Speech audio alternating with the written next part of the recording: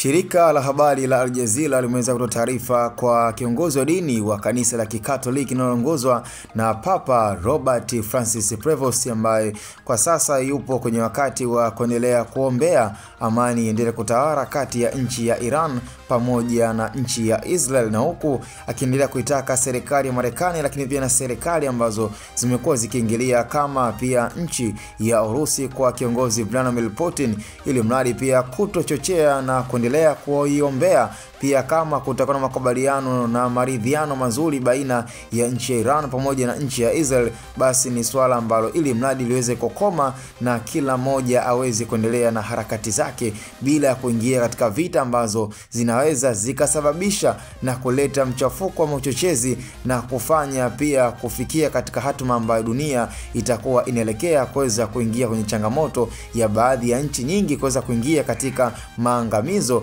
baina ya vita hizo ambazo zitakuwa tayari zimeshaanza kutokea. Ni swala ambalo sasa hivi viongozi wa dini haswa viongozi wa Kikatoliki wameweza kuingilia kati na kuiomba serikali ya nchi ya Iran kwa Ayatollah Khamenei, lakini pia na serikali ya mwamba Benjamin Netanyahu kwa nchi ya Israeli, ili mradi pia kwa yoyote ambaye atakuwa na kinyongo ama pia kama kutakuwa na mwendelezo ambao umekuwa ukiendelea kufanya baadhi ya maeneo na hata baadhi ya wananchi kuweza kupata changamoto ama dhoruba kuweza kudhurika na vita hiyo inaendelea, basi ni swala ambalo yeye kama yeye anaiomba na ameweza kuwaomba. Ni swala ambalo limekuwa likijitokeza hata mara baada ya wiki moja iliyopita Papa Robert Francis ambaye naye mwenyewe pia aliweza kuomba hili swala linaloendelea. Ni swala ambalo yeye halimfurahishi. Vita ambazo zimekuwa zikijitokeza yeye kabla hajakuwa na kuweza kutawadhwa kama kiongozi mapapa wa kidunia, basi ni swala ambalo lilikuwa linamuuma tokea hata ile vita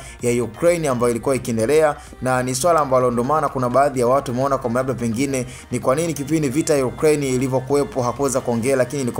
ni kipindi ambacho yeye kama yeye hakuweza kutawadhwa kuwa kama papa ambaye tayari ameshatangaza kurisi nafasi ya marehemu Papa Francis. Kwa hiyo kwa hivi sasa ni taarifa ambayo imeweza kutoka rasmi kabisa kutoka katika uongozi wa Roman Catholic kuongozwa na Papa Francis, huyu mwamba Robert Prevost, ambaye yeye kama yeye ameweza kutoa rai na kuziomba serikali ya nchi ya Iran pamoja na nchi ya Israel kwa kinachoendelea. Na binafsi naweza nikakubaliana na Papa huyu Robert Francis Prevost, kwa sababu viongozi wa dini kwa hili sakata linaloendelea ambalo linaweza likahatarisha nchi nyingi na kuingia katika madhara ya vita zitakazoweza kujitokeza, yani negative impact zitakazoweza kutokea zitakuwa ni nyingi sana katika nchi za jirani ama pia nchi za Kiafrika. Kwa hiyo ni swala ambalo ninakubaliana nalo. Sijui wewe msikilizaji.